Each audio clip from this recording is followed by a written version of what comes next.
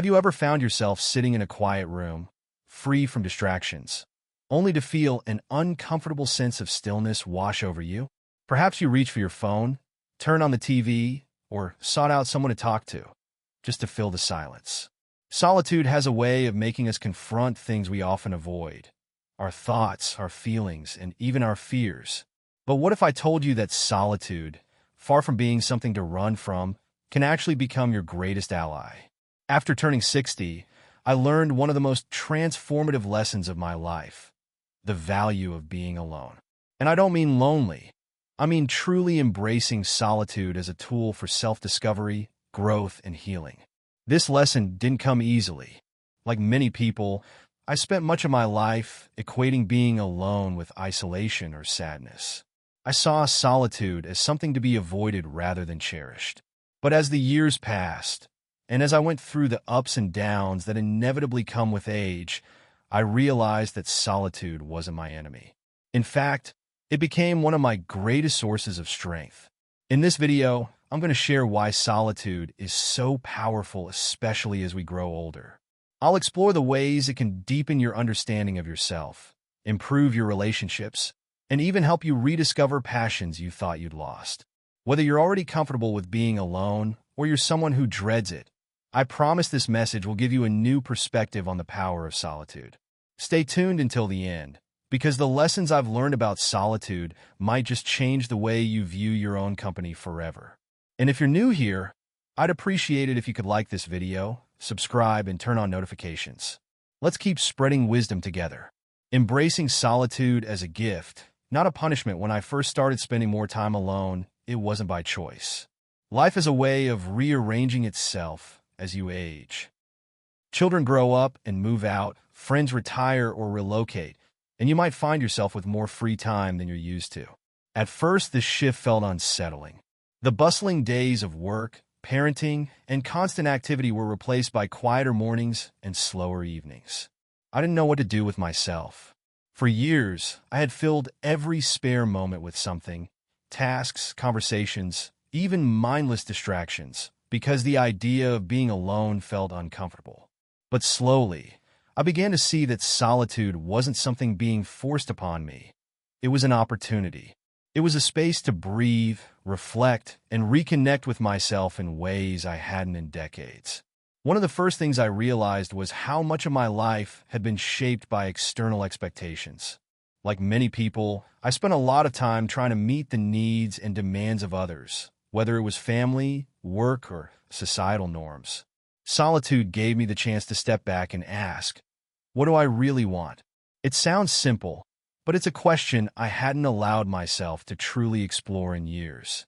When you're alone, without the noise of other people's opinions or the distraction of daily routines, you start to hear your own voice more clearly. You notice what brings you joy, what makes you uneasy, and what you've been ignoring about yourself. For me, this process was both liberating and challenging. I had to confront parts of myself that I wasn't proud of, old regrets, insecurities, and fears I had buried under layers of busyness. But I also discovered strengths I didn't know I had. Solitude as a space for growth. One of the most surprising things I learned about solitude is how much it can teach you about growth. When you're constantly surrounded by people or distractions, it's easy to fall into patterns, doing what you've always done, thinking the way you've always thought. But when you're alone, you create space for change. In my 60s, I picked up hobbies I hadn't touched in decades. I started painting again, something I hadn't done since my 20s. I began journaling, not just to document my days, but to process my thoughts and emotions. And perhaps most importantly, I started meditating, a practice that taught me how to be present with myself without judgment. These activities weren't just pastimes. They were ways of rediscovering who I was outside of my roles and responsibilities. They reminded me that I wasn't just a parent, a partner, or a professional. I was a whole person with my own interests, dreams, and inner life. Solitude also gave me the courage to let go of things that no longer served me. Relationships that felt one-sided, habits that drained my energy, and even beliefs about myself that were outdated. I began to release them, not out of bitterness, but out of a desire to create space for something better. This process wasn't always easy. Letting go can feel like loss, and being alone with your thoughts can sometimes stir up emotions you'd rather avoid. But I've learned that growth often requires discomfort. And the reward? A deeper sense of peace and clarity about who you are and what truly matters to you. The connection between solitude and relationships, one of the most unexpected benefits of embracing solitude was how it improved my relationships. At first, this seemed counterintuitive. How could spending more time alone make me a better friend, partner, or parent? But it did. Here's the thing. When you take the time to know yourself, you show up in your relationships as a more grounded, authentic version of yourself.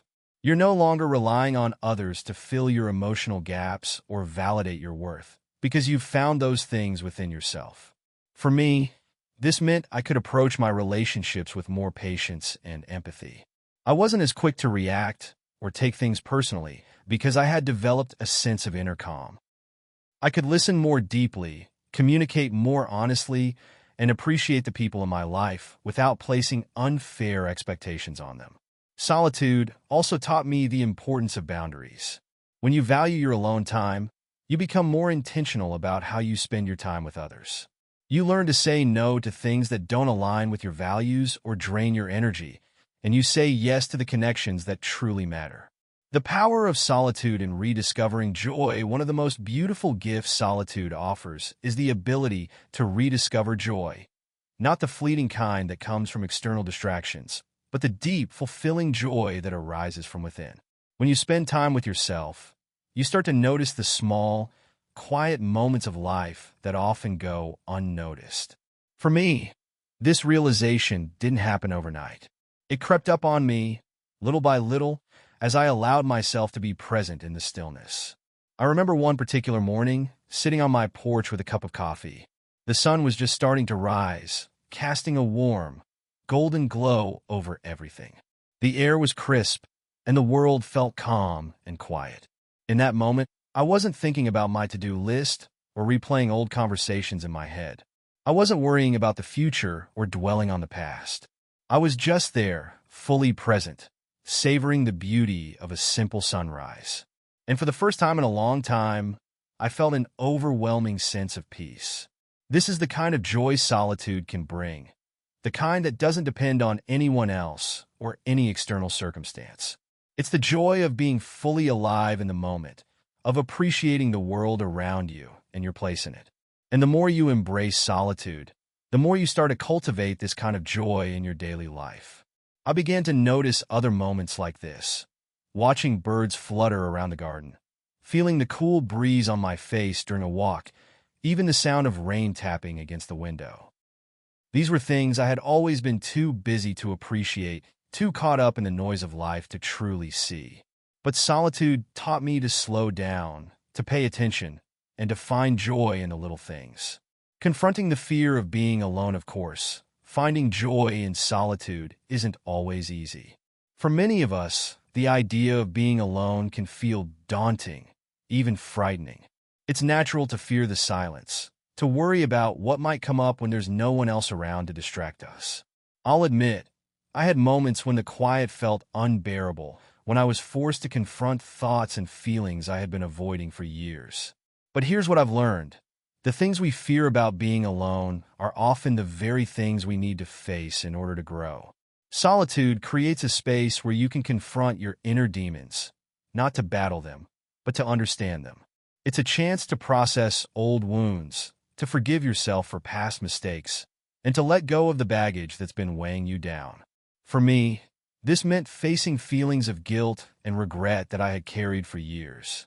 I had to confront the ways I had fallen short, the relationships I had neglected, and the opportunities one had missed. It wasn't easy, but it was necessary. And through this process, I discovered something powerful: forgiveness. Not just forgiveness for others, but forgiveness for myself. Solitude gave me the time and space to reflect, to understand that I am human, and that making mistakes is a part of life. It allowed me to see that my worth isn't defined by my past, but by how I choose to move forward. And in forgiving myself, I was able to release the weight of those old regrets and make room for something new, self-compassion. Solitude and creativity. Another surprising gift of solitude is the way it nurtures creativity. When you're alone, free from the noise and demands of the world, your mind has the space to wander, to imagine, and to create. This is something I hadn't experienced in years. Like many people, I spent most of my life focused on practical matters, work, family responsibilities. Creativity felt like a luxury I couldn't afford. But as I spent more time alone, I started to rediscover my creative side. I began writing again, not for anyone else, but for myself. I wrote down my thoughts, my memories, my dreams. I started sketching, something I hadn't done since I was a teenager. And I even took up gardening, which became a form of creative expression in its own right. These creative pursuits weren't just hobbies. They were a way of reconnecting with myself. They reminded me of who I am beyond my roles and responsibilities. They allowed me to express myself in ways I hadn't in years. And most importantly, they brought me a sense of fulfillment that I hadn't realized I was missing. Solitude has a way of unlocking your creativity because it removes the distractions that often stifle it. When you're alone, you're free to explore your ideas without judgment or pressure. You can experiment, make mistakes, and create purely for the joy of it. And in doing so, you discover a deeper connection to yourself and the world around you. The balance between solitude and connection. As much as I've come to value solitude, I've also learned that it's not about isolating yourself from others. Solitude is about finding balance, about creating space for yourself while still maintaining meaningful connections with the people in your life. One of the things I've come to appreciate is that solitude makes your time with others even more meaningful. When you're comfortable being alone, you're less likely to seek out relationships out of loneliness or neediness. Instead, you choose to connect with people who truly matter to you, who uplift and inspire you. I've found that the more time I spend in solitude, the more present I am when I'm with others. I listen more deeply, appreciate their company more fully, and bring a sense of calm and clarity to my interactions. Solitude has taught me that you don't need to be surrounded by people all the time to feel connected. Sometimes the most profound connections come from within. Embracing the stillness of solitude. When you think about solitude, it's easy to imagine the silence as a void, something empty and uninviting. For many people, being alone feels like stepping into a vast, uncharted space where you're unsure of what you'll encounter. But what I've learned is that the silence of solitude isn't empty at all. It's filled with possibility, self-discovery, and even a sense of wonder, if you allow yourself to embrace it. There's a kind of stillness in solitude that's hard to find in the busy, noisy rhythm of everyday life. It's the kind of stillness that lets you hear your own thoughts without interruption, that gives you the time to reflect on your experiences without the rush of a ticking clock.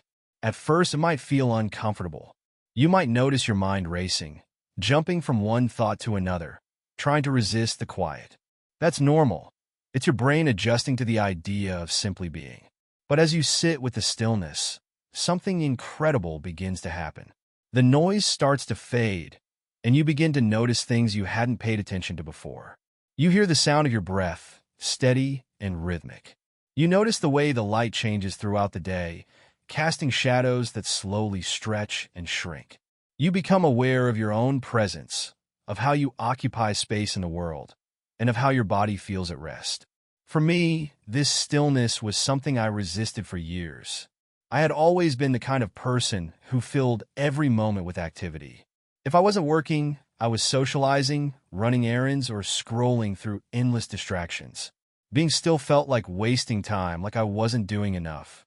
But as I got older, I started to realize that all this busyness wasn't bringing me peace.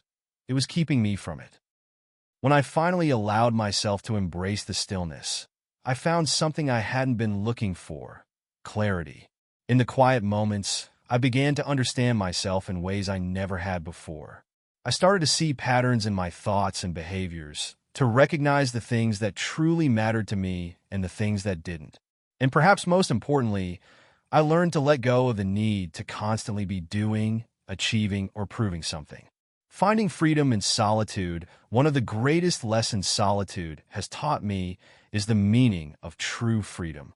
When you're alone, free from the expectations and opinions of others, you have the opportunity to live on your own terms. You're no longer performing for anyone, no longer trying to meet someone else's standards. Instead, you're free to simply be yourself, to explore your own desires and passions without fear of judgment. For much of my life, I felt a constant pressure to conform, to be the person others expected me to be, to say the right things, to make the right choices. It wasn't that anyone explicitly demanded this of me. It was more of an unspoken understanding, a societal script I felt obligated to follow. But as I spent more time alone, I started to question those expectations. I began to ask myself, who am I when no one is watching? What do I truly want out of life? The answers weren't always clear, but the process of asking those questions was liberating in itself. I realized that many of the things I had been striving for weren't what I truly wanted. They were what I thought I should want. Solitude gave me the freedom to redefine my priorities, to let go of the things that didn't align with my values, and to focus on what truly brought me joy and fulfillment. This freedom also extends to how you spend your time. When you're alone, you're not beholden to anyone else's schedule or preferences. You can wake up when you want, eat what you want, and spend your days doing what you love. It might sound simple, but there's a profound sense of empowerment in being able to choose how you live your life. The beauty of being your own best friend in solitude. You also have the chance to build a relationship with yourself, something many people overlook or take for granted. When you're constantly surrounded by others, it's easy to lose sight of your own needs and desires. You focus on being a good partner, parent, friend, or colleague, and in the process, you forget to nurture your relationship with the one person who will always be with you, yourself. Spending time alone allows you to reconnect with who you are at your core. It's an opportunity to reflect on your strengths and weaknesses, to celebrate your achievements, and to forgive yourself for your mistakes. It's a chance to treat yourself with the same kindness and compassion you would offer to a loved one. For me, this meant learning to enjoy my own company. At first, it felt strange, like I should be doing something more productive or social. But over time, I began to find joy in the simple act of being with myself. I started to appreciate my own quirks and talents, to laugh at my own jokes, and to take pride in my own growth. I realized that I didn't need anyone else to validate my worth or make me feel complete. This doesn't mean I don't value my relationships with others. I absolutely do. But solitude has taught me that the foundation of any healthy relationship is a strong sense of self. When you're comfortable and confident in your own skin, you bring that energy into your interactions with others. You're able to set boundaries, communicate your needs, and build connections based on mutual respect and authenticity.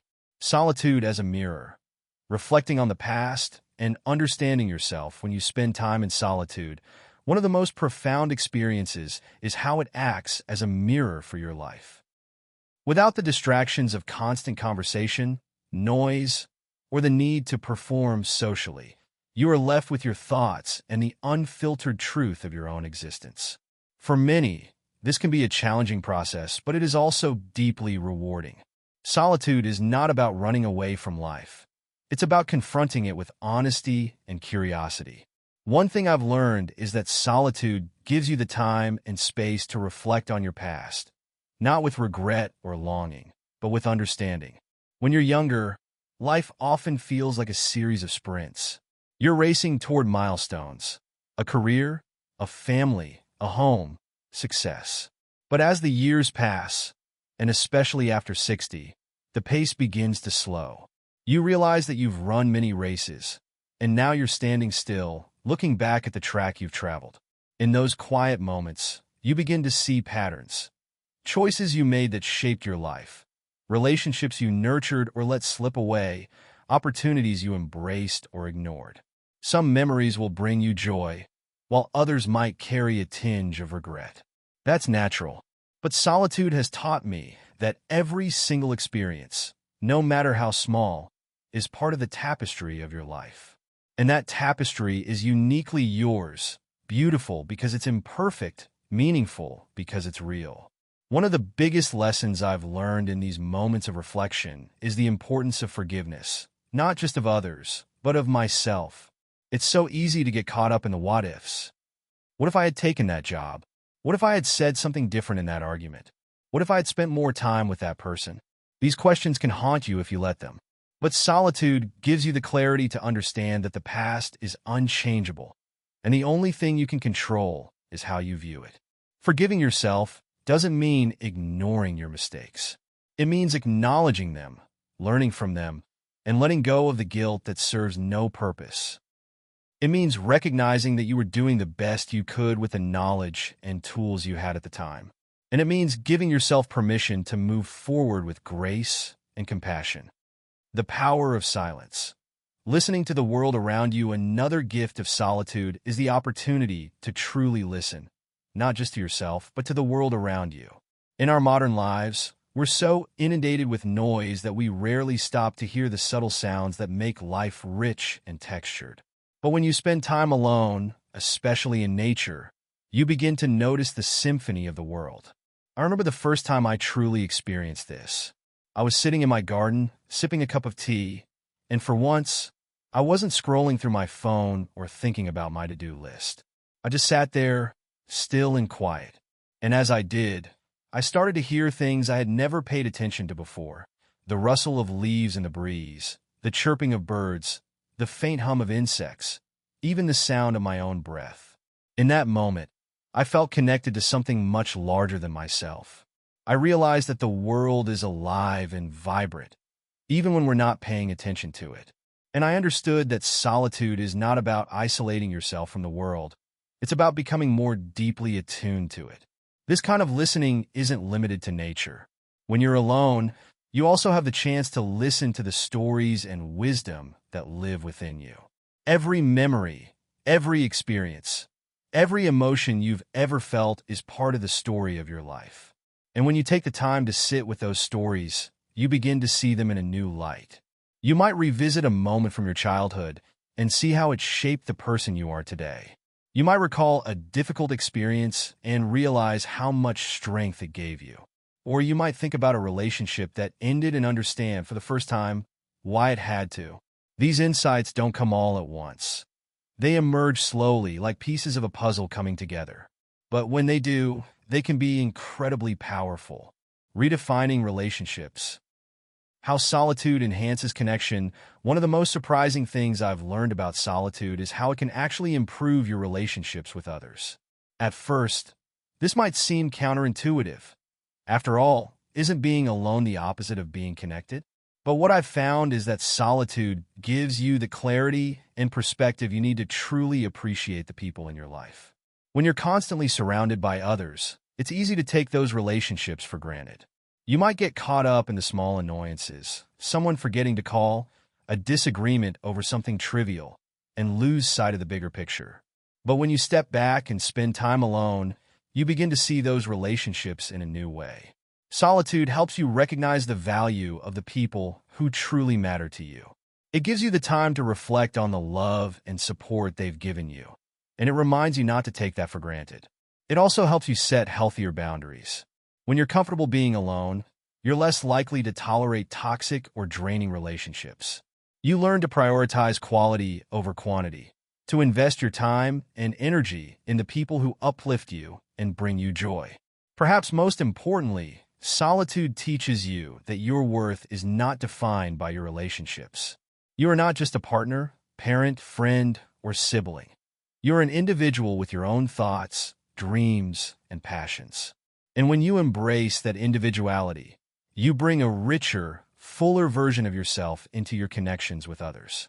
The unexpected comfort of being alone, a shift in perspective. Solitude, when you truly embrace it, isn't just about spending time alone. It's about transforming how you view that time, from something you endure to something you cherish.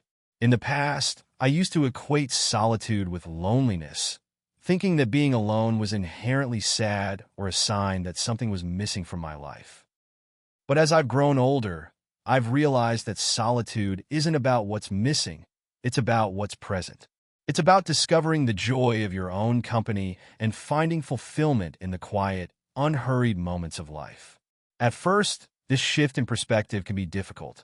Many of us are conditioned to believe that being alone is a problem to solve. If you're alone on a Friday night, you should be out with friends. If you're eating dinner alone, you should be texting someone to join you. If you're sitting by yourself at a coffee shop, you should be scrolling through your phone to feel connected. But what happens when you stop running from solitude and start leaning into it?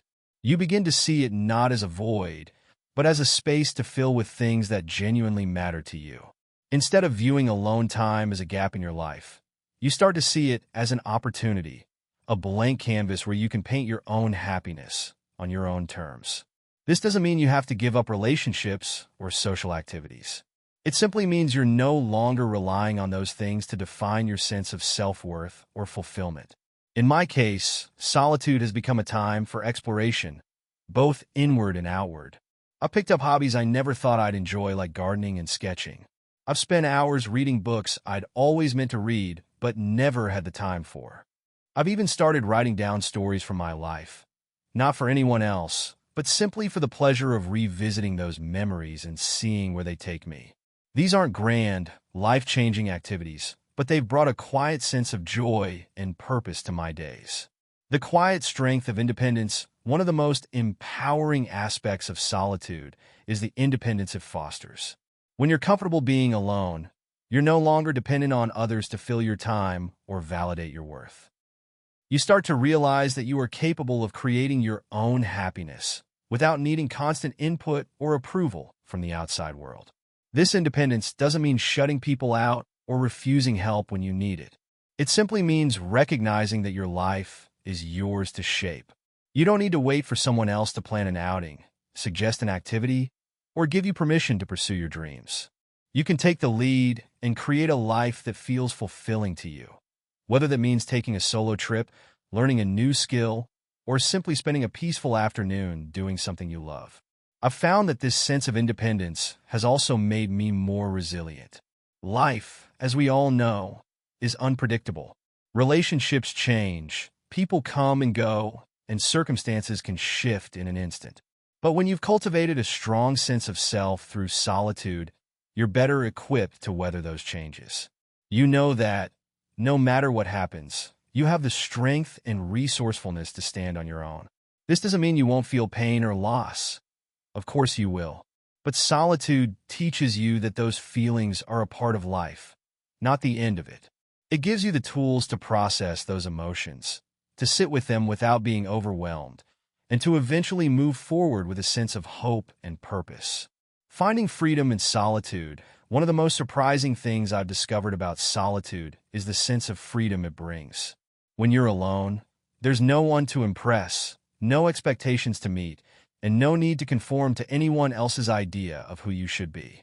You can simply be yourself, in all your complexity and imperfection, without fear of judgment or criticism.